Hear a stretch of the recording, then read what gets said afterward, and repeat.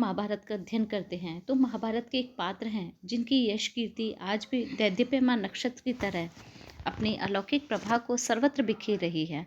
महाभारत के वह पात्र हैं दानवीर कर्ण। आज एक कविता के माध्यम से हम कर्ण चरित्र को समझते हैं।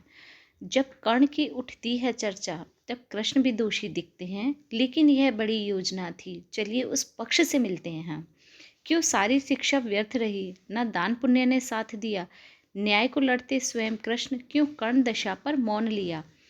एक चरित्र इस तरह रचना था, संदेश जगत में रखना था, सागर की ऊंची लहरों से मानव को भूमि उतरना था।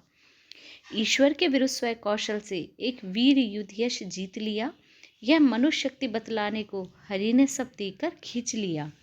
ईश्वर यूं गलत नहीं होते, क्षण भर की कीर्ति नहीं ढोते, होता है कोई बड़ा ध्येय जब लगते उनके कर छोटे। हाँ, कृष्ण ने हाथ नहीं थामा पर कीर्ति से उसको सींच दिया, ईश्वर के विरुद्ध स्वयं कौशल से एक वीर युद्ध यश जीत लिया। जब उलझ रही थी धाराएं तब कृष्ण कर्ण के गुण गाए, स्वयं गढ़ी उस मिट्टी का रन कौशल देख वो मुस्काए। वैकुंठ धाम को त्याग के कर्ण वैकुंठ नाथ को जीत लिया, ईश्वर के विरुद्ध स्वयं कौशल से राधे युद्ध यश जीत लिया। कर्ण की बड़ी विवशता थी, कर्तव्य की अग्नि परीक्षा थी, युद्ध सातवश लड़ना था, मन की न कोई इच्छा थी। जीत सका ना युद्ध भूमि पर, हृदय भूमि सब जीत लिया, ईश्वर के विरुद्ध स्वयं कौशल से एक वीर युद्ध यश जीत लिया।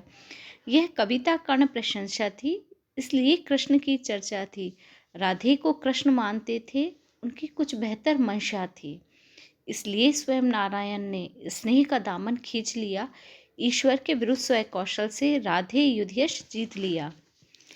पत्थर पर गिरती जलधारा जब घाव में घाव लगाती है, तभी पत्थर की सुंदरता क्या खूब निखर कर आती है।